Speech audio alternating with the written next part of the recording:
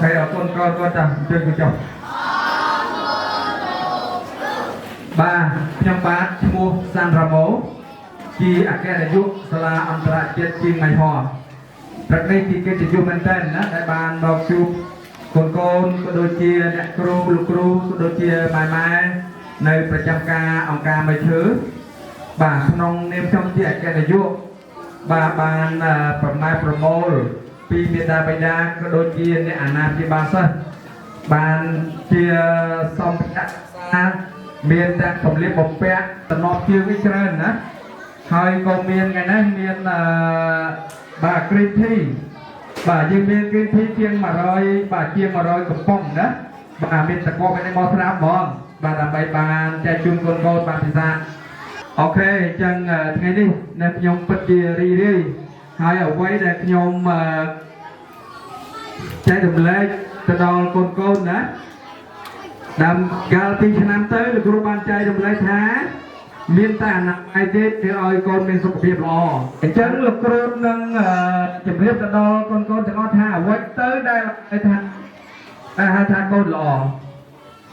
កូនល្អមានន័យថាគឺជាកូនដែលស្ដាប់ដំបូន្មានរបស់មាតាបិតាណាស្ដាប់ដំបូន្មានរបស់មាតាបិតាហើយជួយការងារផ្ទះរបស់មាតាបិតាស្ដាប់ដំបូន្មានមាតាបិតានេះហើយគឺជាទង្វើនៃកូនល្អហើយកូនថ្មីទៀត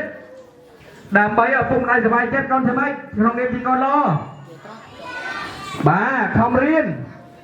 ទៅបីរៀនឲ្យបានពូកែកុំខ្ជិលមែនទេកូនអូខេអញ្ចឹងណាក្នុងនាមជាកូនល្អគឺស្ដាប់ឪពុកម្ដាយជួយកិច្ចការងារផ្ទះហើយមិនឲ្យម្ដាយពិបាកចិត្តគឺតែងតែធ្វើឲ្យម្ដាយញញឹមជានិច្ចនេះហើយជាទង្វើល្អនៃកូនល្អចុះអ្វីទៅដែលថាសិស្សល្អអ្វីទៅដែលសិស្សល្អកូនបាទពាក្យថាសិស្សល្អគឺជាសិស្សដែលគោរពវិន័យសាលារៀនទៅរៀនទៀងទាត់បាទពាក្យឯកសណ្ឋានឲ្យបានត្រឹមត្រូវហើយស្ដាប់លោកគ្រូអ្នកគ្រូបញ្យល់ណារកកិច្ចការផ្ទះធ្វើឲ្យស្អាតពេលមកដល់សាលាពេលមកដល់ផ្ទះដើម្បីទៅសាលាវិញប្រគល់ជូនលោកគ្រូអ្នកគ្រូដែលបង្រៀនបងប្អូនបាទហើយទៀតទង្វើនៃសាលាមកទៀតកូនណាទី1រៀននៅសាលាគ្រប់ពេលមកដល់ផ្ទះ